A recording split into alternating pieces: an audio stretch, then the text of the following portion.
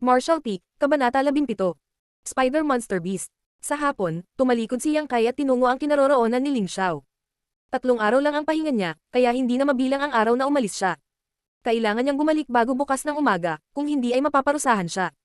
Mayroong maraming oras, tinansya ni Yang Kai na siya ay halos 100 milya ang layo mula sa Ling Xiao, na hindi masyadong malayo, kaya dapat ay makarating siya roon bago magdilim. Inaasahan ng 3 pahina ng incenso burner ng walang salita na itim na libro, si Yang Kai ay nasa mabuting kalagayan, kaya ang kanyang mga yapak ay magaan. Ngunit bago siya nakarating sa kalagitnaan, biglang nakarinig si Yang Kai ng mga dagandong at nakakaantig sa puso ng mga sigaw mula sa hindi kalayuan, na may halong iyak ng isang bata. Nang marinig ang paggalaw na ito, huminto ang mga yapak ni Yang Kai at mabilis siyang nakinig ng mabuti. Ilang sandali pa, nagbago ang ekspresyon ni Yang Kai, at mabilis siyang tumakbo sa direksyon ng tunog. Masasabi niya na ang galit na dagandong ay nagmula sa mga ngaso na nakatagpo niya noong nakaraang gabi, at ang iyak ay nagmula sa maliit na bata. Ang mag-ama na ito ay tiyak na nakatagpo ng ilang uri ng problema, kung hindi ay hindi sila masyadong magpapanik. Noong gabing iyon, nakain na ni Yang Kai ang kanilang pagkain, kaya't may utang na loob siya sa kanila, kaya paano niya sila hindi papansinin ngayon. Habang siya ay tumatakbo, ang mga dagandong ng mga ngaso ay naging malungkot, habang ang mga iyak ng maliit na bata ay unti-unting hamina. Mabigat ang mukha ni Yang Kai, at mayroon siyang masamang premonition sa kanyang puso. Nang marating ni Yang Kai ang lugar, hindi na niya narinig ang mga dagandong ng mga ngaso. Tanging madilim na pasukan ng kuweba ang nakikita niya sa paanan ng isang mataas na dalasdis. Ang pasukan ay napapalibutan ng makakapal na damo at yin si Spider. May maliit na busog sa lupa, na siyang sandata na hawak ng maliit na bata noong gabing iyon. Nang hindi nag-iisip, mabilis na inihagis ni Yang Kai ang mga bagay sa kanyang katawan sa lupa, idinilat ang kanyang mga mata, at naging mapagbantay sa kanyang paligid. Direkta siyang sumugod sa madilim na pasukan ng kuweba. Hindi gaanong maliwanag ang ilaw sa kuweba, ngunit nakakakita pa rin siya ng mga bagay. Habang tinitingnang mabuti, hindi maiwasan ni Yang Kai na magulat. Nakita niya na ang kuweba ay puno ng mga gagamba, at sa tabi ng mga dingding ng kuweba at sa lupa, may mga patong-patong ng kulay pilak na puting gagamba, kasing kapal ng chopsticks, nagkurus, patong-patong, na nakaharang sa kanyang dinadaanan. Ang kuweba ay mamasa-masa at madilim, na may tubig na tumutulo mula sa kisame. Nang matapakan ni Yang Kai, pakiramdam niya ay bahagyang lumubog ang lupa. Pidya lang hininga, pumasok si Yang Kai. Makalipas ang ilang hakbang, nakita niya ang isang taong halos nakabalot sa silk ng gagamba na nakahandusay sa lupa, tanging mukha lang ang nakikita. Ito ang mga ngaso na nakatagpo niya noong nakaraang gabi. Sumugod si Yang Kai at sinisiyasat siya.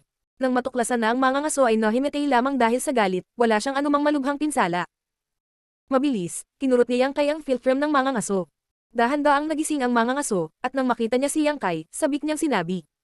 Iligtas ang bata. Kinaladkad ang bata sa loob, nakikiusap ako sa iyo, mangyaring iligtas ang bata. Kinaladkad sa loob. Nagulat, sinubukan ni Kai Yang napakawalan si Hunter sa pagkataranta. Sa kasamaang palad, ang sutla ng gagamba na nakabalot sa kanyang katawan ay napakatigas. Hindi niya ito matanggal sa loob ng maikling panahon, kaya maaari na lamang siyang sumuko at sumisid sa kuweba. Nagbabala ang mga ngaso sa likod niya. Mag-ingat ka, Spider Monster Beast yan. Nang marinig ang salitang Monster Beast, tumibok ang puso ni Yang Kai. Ang halimaw na hayop ay hindi tulad ng isang ordinaryong hayop na maaari lamang patayin. Isa itong totoong hayop, at hindi kayang pukawin ni Yang Kai ang sinuman sa kanila. Ang dahilan kung bakit ang panlabas na 30 milya ng Blackwind Mountain ay tinukoy bilang isang ligtas na zona ay dahil walang halimaw na hayop dito. Pero ngayon, meron na talaga dito. Ito ay talagang hindi inaasahan. Nang malaman na mayroong monster beast sa loob, naging mas maingat si Yang Kai. Matapos maglakad ng halos 100 talampakan, nakita niya ang anak ng mga ngaso. Sa sandaling ito, ang maliit na batang lalaki ay mahigpit na nakagapos ng sutla ng gagamba tulad ng kanyang ama, gamaykit sa isang malaking gagamba at nakabitin sa hangin. Sa tabi ng maliit na batang lalaki, isang malaking bulaklak likod na gagamba ang naglalabas ng dayami sa bibig nito at ipinapasok ito sa braso ng maliit na bata. Kitang-kita ang mga hibla ng pulang dugo na umaagos mula sa katawan ng batang lalaki patungo sa bibig ng gagamba. Sa lupa ng kuweba, iba't ibang kakaibang buto ang nakatambak sa isang bundok. Tila maraming biktima ang nahuli ng Spider Monster Beast dito. Walang oras si Kai Yang para pag-isipan kung may kakayahan ba siyang labanan ng gagamba na ito. Anumang pagkaantala ay maaaring magdulot ng buhay ng maliit na bata, kaya't hindi siya nagsalita at sumugod. Ang malaking bulaklak likod na spider ay malamang na hindi inaasahan na maaabala sa oras na ito. Habang ito ay kumakain, isang brute force ang tumama mula sa tagiliran, at ang malaking gagamba ay agad na tinamaan ng malaking butas. Ang gagamba sa likod ng bulaklak at si Yang Kai ay sabay na lumipad palabas, at ang batang lalaki ay nahulog sa lupa. Biglang inatake, galit na galit ang bulaklak likod na gagamba. Ang 8 mabalahibong paa nito ay umundas sa lupa, at ang mga mata nito ay tumingin kay Yang Kai. Wala nang oras si Yang Kai para bumangon, at ang gagamba sa likod ng bulaklak ay sumuntok sa kanya at idiniin siya sa lupa. Sa isang dagandong, si Kaiyang ay nagpadala ng isang kamaong bakal patungo sa bibig ng flowerback na gagamba, na naging sanhi ng pagsuray-suray nito. Sinamantala ang pagkakataong ito, si Kaiyang ay nagpadala ng isang sipa, na pinalipad ang gagamba. Gamulong si Yang Kai sa lupa at half-squatted, maingat na pinagmamasdan ang mga galaw ng flowerback na gagamba. Pagkatapos nitong paghaharap, medyo kumalma siya. Hindi mataas ang level ng monster beast na ito. Kung hindi, hindi niya ito magagawang labanan. Marahil ito ay isang level 1 monster beast lamang. Pero kahit level 1 monster beast lang iyon, mahihirapan siyang harapin ito gamit ang kanyang kasalukuyang lakas. Ang magkabilang panig ay nagsusukat sa isa't isa. Ang spiderback na bulaklak ay hindi nababalisa, ngunit si Yang Kai ay medyo naiinip. Ang maliit na bata ay mukhang nawalan ng maraming dugo, at may mga palatandaan ng pagkalason. Kung hindi niya ito mabilis na haharapin, hindi niya ito maliligtas. Biglang bumukas ang bibig ng gagamba sa likod ng bulaklak, at habang humihinga ito at lumabas, isang matangkad na sinulid na sutla ang lumabas mula sa bibig nito, dumiretso sa Yang Kai. Naranasan na ni Yang Kai ang tigas ng sutla ng gagamba noon, kaya natural niyang alam na hindi siya maaaring makulong. Agad siyang gamulong sa gilid, tipid na umiwas dito. Sinong mag-aakala na wala namang pakialam ang flowerback spider sa mga pagtatangka niyang iwasan ito? Nagpatuloy ito sa pagluwa ng sutla ng gagamba sa isang direksyon. Sa oras na nag-react si Kaiyang, ang kuweba ay pinaghiwalay na ng isang higanteng gagamba, ganap na pinutol ang kanyang ruta sa pagtakas at nakulong siya sa loob. Ito bang pinipilit akong lumaban hanggang kayan? Tumiti si Yang Kai, at ang huling bakas ng pag-aalala ay nawala. Napukaw ang pagmamataas sa kanyang mga buto. Sa ganitong sitwasyon, kung hindi niya papatayin ang gagamba na ito, tiyak na hindi siya makakalabas. Dahil iyon ang kaso, kung gayon maaari lamang siyang lumaban hanggang kamatayan. Ang oras ay mahalaga, kaya't si Yang Kai ay walang oras na mag-aksaya. Ang kanyang mga paa ay sumipa sa lupa, at mabilis niyang nilapitan ang spiderback na bulaklak. Si Yang Kai ay nagbabantay laban sa galaw na ito ng gagamba, kaya paanong hindi niya ito maiiwasan. Matapos iwasan ang tatlong magkasunod na sutla ng gagamba, sa wakas ay naisara niya ang distansya sa pagitan niya at ng halimaw na hayop. Ngunit bago pa masuntok ni Yang Kai, itinaas ng bulaklak sa likod na gagamba ang isa nitong paa sa harapan, at mabangis na pinate siya. Itinaas ni Yang Kai ang kanyang braso upang harangin, at ang matalas na paa ng gagamba sa likod ng bulaklak ay tumusok sa kanyang braso. Ang sakit ay naging sanhi ng pagungol ni Kaiyang sa galit. Biglang kumulo ang dugo niya. Bagamat umagos ang dugo, hindi lamang siya nakaramdam ng takot o gulat, sa halip ay nakaramdam siya ng hindi maipaliwanag na pananabik at pag-asa sa kanyang puso. Nagsimulang manginig ang kanyang mga buto nang kumalat ang mainit na pakiramdam sa kanyang katawan. Martial Peak, Kabanata 18. Ginantimpalaan ng mabuting tao. Pamito sa hangin ng kamao ni Yang Kai, tumama sa kaliwang hilera ng mga mata ng flowerback spider, na pumutok sa kanilang dalawa. Natakot ang flowerback spider. Kung anong kaunting kamulatan ang naiwan nito ay natakot ito sa kaharap nito na tuwang-tuwa pa rin kahit naduguan. Sinubukan nitong bawiin ang harap na binti mula sa braso ni Yang Kai, ngunit hinigpitan ni Yang Kai ang kanyang mga kalamnan at hinawakan ito sa pwesto. Sa isang sandali, hindi ito makawala. Ang pangalawang kamao ni Yang Kai ay sumipol sa ere, muli na namang pumutok ang dalawa sa mga mata ng flowerback spider. Ang flowerback spider ay sumigaw sa sakit, ang katawan nito ay patuloy na lumiliit pabalik, ang ilang mga paa nito ay gumagapang, nag-iiwan ng mga hanay ng mga sugat sa katawan ni Yang Kai. Hindi naman malalim ang mga sugat, pero may dugo pa rin. Ang sakit ay nagpasaya kay Yang Kai, na parang bumubulusok ang buong katawan niya nang walang katapusang lakas. Isang malupit na ngiti ang nakita sa gilid ng kanyang bibig, at ginamit niya ang kanyang hindi nasugatang kamao para salakayin ang kanyang kalaban. Sa mas maraming hampas niya, mas malakas at mas mabilis siya. Bamuka ang noo ng flowerback spider, at tumalsik ang mga likido sa katawan nito kung saan-saan. Patuloy na umaalingaw ang malungkot na iyak. Ang flowerback spider ay ayaw maupo at hintayin ang kamatayan nito. Patuloy itong naglalabas ng spider silk mula sa bibig nito, na hindi naiwasan ni Yang Kai sa ganoong kalayuan. Mabilis siyang binalot. Ngunit sa sandaling ito, ang flowerback spider ay pinalo hanggang sa isang pulp, ang buong ulo nito ay halos bumukas. Kung hindi dahil isa itong monster beast at malakas ang sigla, matagal na itong namatay. Gayunpaman, pagkatapos nitong iluwa ang huling sutla ng gagamba, unti-unti itong huminto sa pagpupumiglas at tuluyang namatay sa ilalim ng kamao ni Yang Kai. Hindi inaasahan ni Yang Kai na madali niyang matatalo ang isang halimaw na hayop, at mapatay pa ito. Kahit na ito ay isang level 1 monster beast lamang, hindi ito isang bagay na madaling harapin ng isang body temperang stage level 5. Hindi man magaan ang mga sugat niya, hindi niya naramdaman na big deal iyon.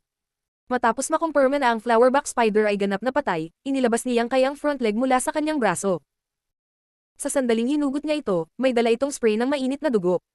Nang walang oras upang suriin ang kanyang mga sugat, mabilis na pinunit ni Yang Kai ang spider silk na nakatali sa kanyang katawan at nagmamadaling binuhat ang maliit na batang lalaki na nakahandusay sa lupa. Sa wakas ay nakalaya ang ama ng batang lalaki mula sa sutla ng gagamba at tumakbo patungo sa kanila. Nang makita niyang tumatakbo palabas si Yang Kai kasama ang kanyang anak na puno ng dugo, mabilis siyang nagtanong. Ano ang nangyari sa kanya? Maraming dugo ang nawala sa kanya at nalasan. Sagot ni Yang Kai. Nagmamadaling lumabas ng kuweba, pinahiga ni Yang Kai ang maliit na bata sa lupa at muling tumakbo palabas. Kumuha siya ng herb sa bag at nilagay sa bibig niya para nguyain. Nakahanap din siya ng ilang halamang gamot at ibinigay sa mga ngaso. Tuyain mo ang mga ito hanggat maaari at pagkatapos ay ipakain sa kanya. Nang marinig ng mga ngaso ang utos ni Yang Kai, walang pag-aalinlangan. Mabilis niyang nilagay ang mga halamang gamot sa kanyang bibig at ngumunguya. Sa sandaling ito, napakalinaw ng isip ni Yang Kai. Isa-isang lumabas sa kanyang isipan ang mga katangian ng pharmacological ng mga halamang ito. Aling mga halamang gamot ang maaaring mag-detoxify, aling mga halamang gamot ang makapagpapagaling, at aling mga halamang gamot ang maaaring huminto sa pagdurugo. Maihahalin tulad siya sa isang doktor na bihasa sa pharmacology. Hindi nagtagal, inilabas ni Yang Kai ang mga halamang gamot sa kanyang bibig at ipinahid ang mga ito sa nasugatang braso ng maliit na bata. Pinakain din ng mga ngaso ang mga damo sa kanyang bibig sa bibig ng maliit na bata. Sa ilalim ng nerbiyos at umaasang titig ng dalawang tao, ang maputlang mukha ng maliit na bata ay unti-unting nagkaroon ng bakas ng kulay, at ang kanyang paghinga ay mas matatag kaysa dati. Sa wakas ay gamaan ang loob ng mga ngaso. Bumagsak siya sa lupa at humagulgol. Buti na lang, ayos lang. Buti na lang, ayos lang. Binuhusan siya ni Yang Kai ng malamig na tubig. Hindi sapat. Ang mga halamang gamot na ito ay nasa pinakamababang grado. Mapapagon lamang ang kanyang mga sintomas. Kailangan niyang bumaba ng bundok upang maghanap ng doktor, kung hindi, natatakot akong mag-iwan ito ng pangmatagalang sakit.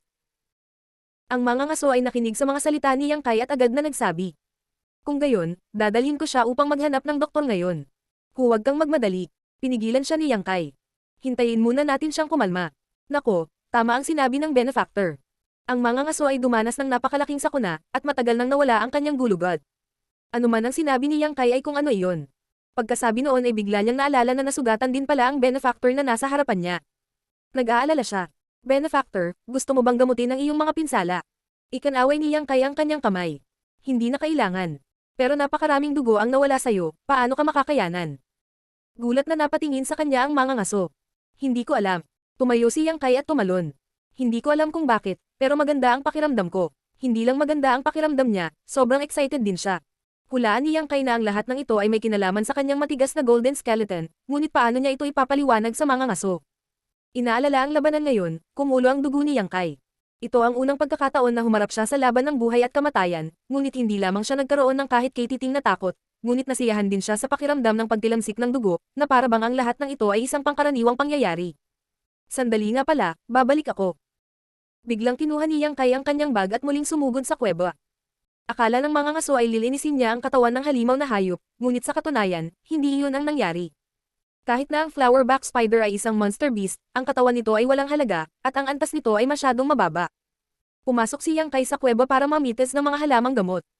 Noong nakikipaglaban siya sa flowerback spider, hindi sinasadyang natagpuan ni Yang Kai ang isang malaking purple na bulaklak sa kuweba. Noong mga oras na iyon ay wala siyang oras para tingnan mabuti, ngunit ngayong naisip niya ito, hindi niya maiwasang matuwa. Kung hindi siya nagkakamali, ang mga lilang bulaklak na iyon ay ang Free-Lived Chaos Spirit Flower na kailangan niya agad. Ang Free-Lived Chaos Spirit Flower ay tumubo sa mamasa-masa at madilim na lugar na may maraming bangkay, at ang kuwebang ito ay isang angkop na kapaligiran para sa paglaki nito. Taglay ang matinding pag-asa sa kanyang puso, bumalik si Yang Kai sa kuweba upang tingnan, at halos hindi niya maiwasang tumawa ng malakas. Sinasabi ng mga tao na ang mabubuting tao ay may magandang karma, at ngayon ay tila ito na talaga.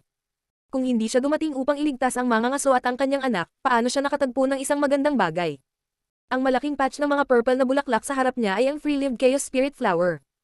Bukod dito, medyo marami sila. Sa halos pagbibilang, may mga 30 hanggang 40 sa kanila. Ang mga maliliit na lilang bulaklak ay magkakaugnay at mukhang napakasarap sa mata. Hindi nagatubili si Yang Kai, at mabilis na kumuha ng pala at inilagay ang Free-Lived Chaos Spirit Flower sa kanyang bag. Pagkaraan ng ilang sandali, nasiyahan si Yang Kai, at nang malapit na siyang umalis, nakita niya ang isang madilim na pulang mushroom na bagay sa sulok ng kuweba.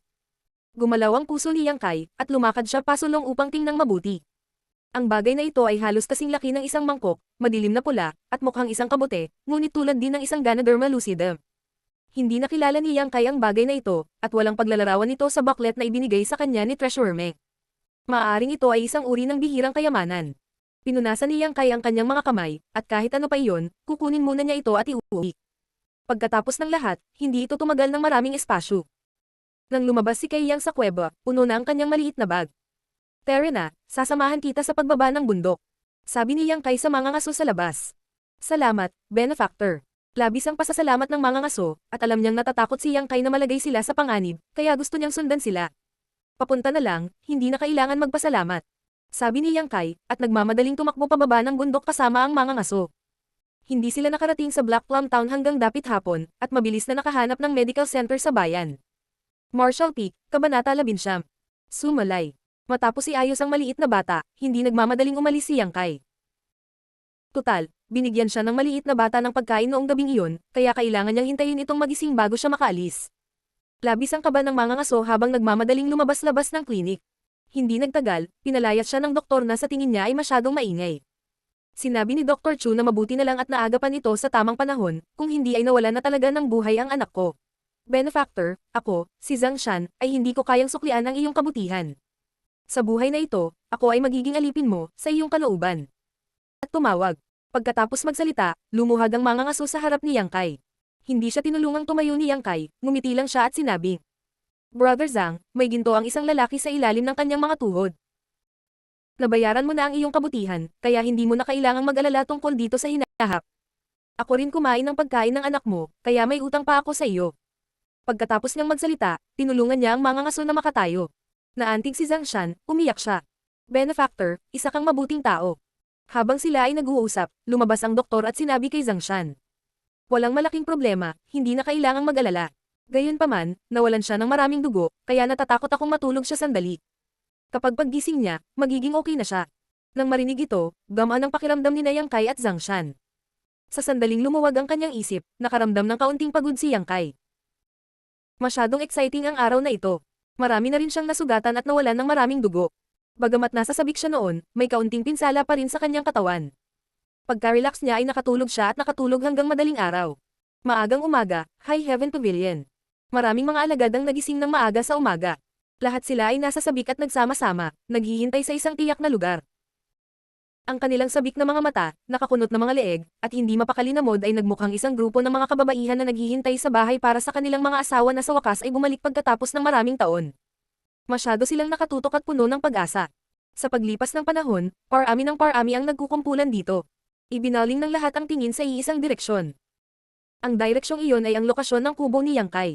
Ngayon, maaari nilang hamanin muli si Yang Kai. Paano mabibitawan ng sinuman sa mga alagad ng High Heaven Pavilion ang mga contribution point na ito na halos walang bayad? Ang ilang mga tao ay hindi nakayanan at nakiramay sa karanasan ni Yang Kai. Kung tutuusin, tuwing 5 araw ay binubugbog siya. Sobrang miserable talaga. Ngunit sa pag-iisip tungkol dito, walang silbi ang kanilang pakikiramay. Napakaraming tao ang gustong hamanin si Yang Kai. Kung hindi nila hinahamon si Yang Kai, may iba. Sa anumang kaso, siya ay mabubugbog pa rin, kaya maaari rin silang gumawa nito. Sa pag-iisip tungkol dito, nagpasya silang subukan ang kanilang kapalaran. Kung ako ang pipiliin niya, siguradong magaan ang loob ko sa kanya para hindi siya makaramdam ng sakit. Maraming tao ang nakahanap ng mga dahilan para sa kanilang sarili sa kanilang mga puso. Natulog ba siya sa kanya? Lumabas na ba siya sa High Heaven Pavilion? Imposible, alam mo ang ugali ni Yang Kai. Kahit bugbugin mo siya hanggang mamatay, hindi siya aalis.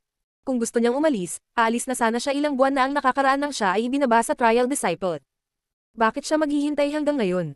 Pinag-uusapan ito ng lahat ng naroroon, ngunit walang nakakaalam na pumunta si Yang Kai sa Blackwind Mountain ilang araw na ang nakalipas at hindi pa bumabalik. Hindi ito nakakagulat. Si Yang Kai ay karaniwang hindi nakikipag-ugnayan sa iba, kaya natural na walang nagbigay pansin sa kanyang kinaroroonan.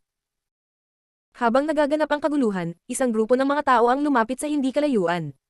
Ang nangunguna ay may malajade na mukha at napakagwapo. Siya ay isang gwapong binata, ngunit sa ilang kadahilanan, ang binatang ito ay may malungkot na ekspresyon sa kanyang mukha sa sandaling ito. Habang naglalakad siya, nagngangalit siya at nagmumura ng kung sino. Sa tabi ng binatang ito, maraming disipulo ng High Heaven Pavilion. Pinalibutan siya ng mga ito tulad ng mga bituin sa paligid ng buwan, na ginawa siyang kakaiba sa karamihan. Pagdating dito at nakita ang napakaraming tao na nagkukumpulan, ang binata na namumuno sa grupo ay nagpakita ng hindi nasisiyahang ekspresyon at nagtanong. Ano ang nangyayari? Bakit napakarami dito? Mabilis na humakbang pasulong ang isang katabi niya at bumulong. Iyang Master Su, ngayon ang araw na maaari nating hamanin si Yang Kai, kaya lahat ng ating mga kapatid ay nagtipon dito upang maghintay ng mga kontribusyon. Napataas ang kilay ng binata na tinatawag na Young Master Su at tumawa. Mukhang nahihirapan ang ating Brother Yang. Ang kanyang mga salita ay puno ng schadenfreude at kaligayahan. Si En, halos 5 araw siyang binubugbog. Hindi lang iyon, nawalan siya ng malay. Paliwanag ng nagsalita kanina. Muling ngumiti si Young Master Su. En, Hindi ko alam kung bakit, pero ang sama ng loob ni Young Master ay nailabas ng husto. Pero hindi ito sapat. Dapat mo siyang itaboy sa High Heaven Pavilion. Hanggat hindi siya isang high disipulo ng Heaven Pavilion, maaari kong makipaglaro sa kanya kahit anong gusto ko. Young Master Su, tama ka.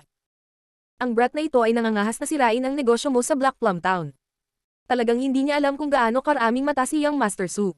Hindi niya alam kung sino si Young Master Su. Ang pambabala na ito ay naging komportable kay Young Master Su at muli siyang tumango. Si Young Master Su ang nakilala ni Yang Kai sa Black Plum Town, Sassafras. Sa araw na iyon, si Sassafras at ang dalawang malalaking lalaki ay inilantad ni Yang Kai at umalis sa galit. Pagkatapos bumalik sa High Heaven Pavilion, nagsimulang magtanong si Young Master Su tungkol sa pagkakakilanlan ni Yang Kai. Sa huli, mayroon siyang ilang paraan at channel, kaya wala pang isang araw ay alam niya ang mga detalye ni Yang Kai. Gayunpaman, sa ilalim ng bakal ng mga panuntunan ng sekta, hindi ito maginhawa para sa kanya na direktang kumilos, kaya naghintay siya hanggang ngayon upang dalhin ang mga tao kay Yang Kai. Hindi niya inaasahan na napakaraming tao ang magkukumpulan dito, at lahat sila ay nakatitig kay Yang Kai. Dahil dito ay medyo hindi nasisiyahan si Sassafras, kaya kinawayan niya ang kanyang kamay at sinabi, "Sabihin mo silang maghiwa-hiwalay. Sabihin sa kanila na akin si Yang Kai ngayon." Ang mga salitang ito ay binigkas na para bang si Yang Kai ay isang puta na nagbebenta ng kanyang katawan. Ang isa sa mga taong nasa likuran niya ay mabilis na humakbang at itinaas ang kanyang mga kamao sa karamihan. Mga kapatid, ang labanan ngayon kay Yang Kai ay napagdesisyonan ni Sassafras, kaya't hinihiling ko na ang lahat ay gumawa ng paraan para sa amin. Paumanhin para sa abala sa lahat. Maghintay dito, kaya patawarin mo ako. Sa sandaling lumabas ang mga salitang ito, maraming tao ang naalarma at tumingin kay Sassafras. Sumigaw ang ilan sa mga taong hindi nakaintindi. Bakit? Laging gumagamit ng wali si Yang Kai para piliin ang kanyang kalaban, kaya bakit kanya hahayaang manalo? Wala bang first come first served rule? Pagkababa pa lang ng boses niya, may humila sa kanya at bamulong. Si Sassafras yan. Sassafras, kilala mo ba kung sino siya?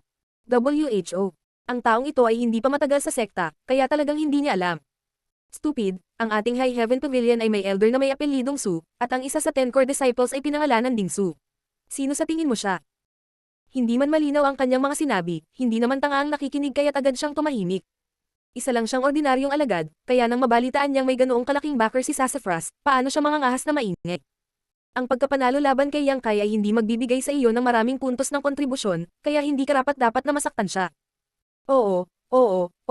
Nagulat ang nakikinig at pinagpawisan siya ng malamig. Marshall Peak, Kabanata 20. Nasusunog na bahay.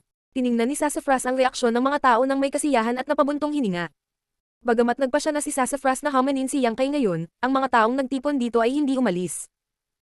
Hindi nila alam kung paano nasaktan ni Yang Kai si Sassafras, kaya natural na gusto nilang manatili at manood ng palabas. Pagkaraan ng ilang sandali, si Yang Kai ay wala pa ring nakikita. Hindi na ito napigilan ni Sassafras at nagtanong. Nasaan siya? Hindi ko alam.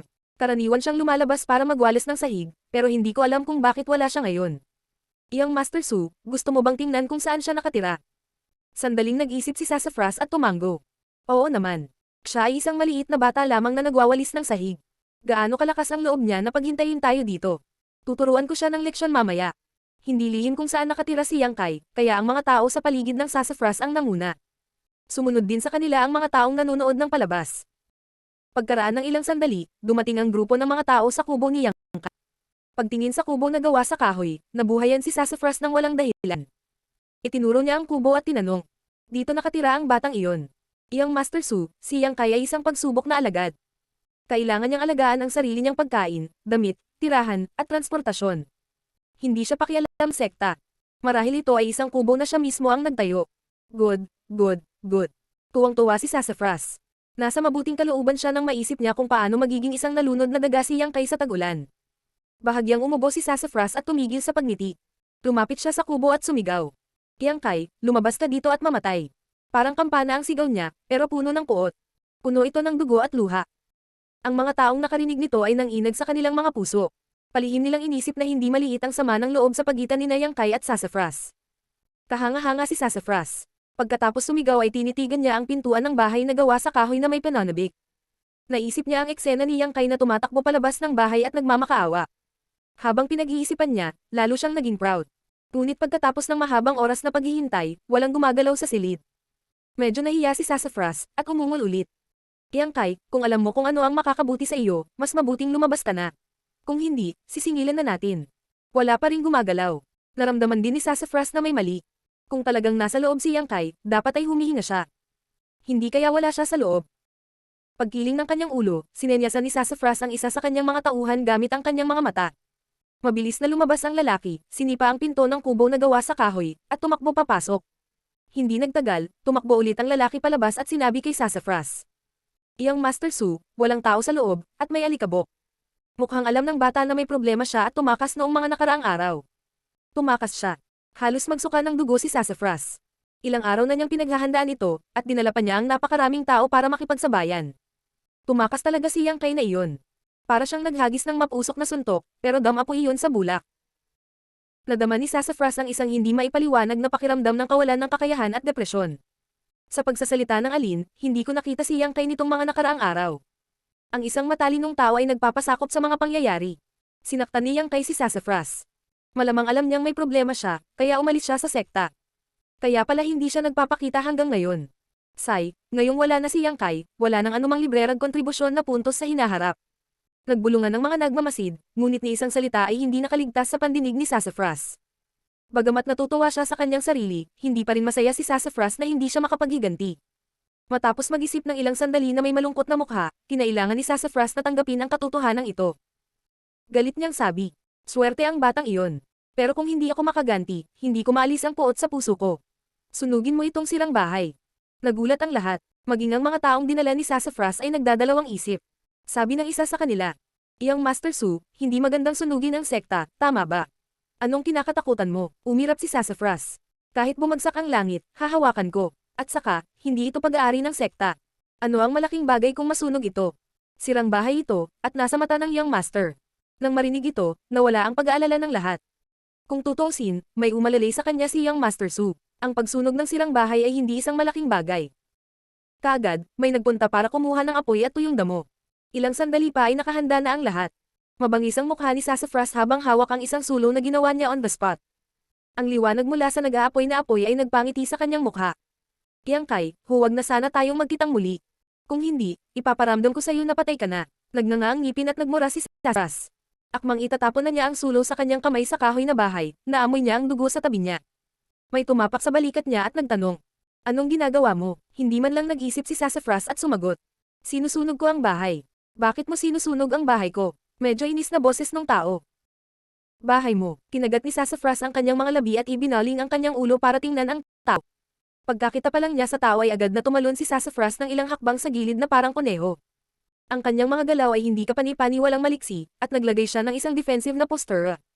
Puno ng gulat ang mukha niya, at tumindig ang balahibo niya. Masyadong nakakatakot ang itsura ng tao. Ang kanyang damit ay punit-punit, at ang kanyang buhok ay magulo na parang damo.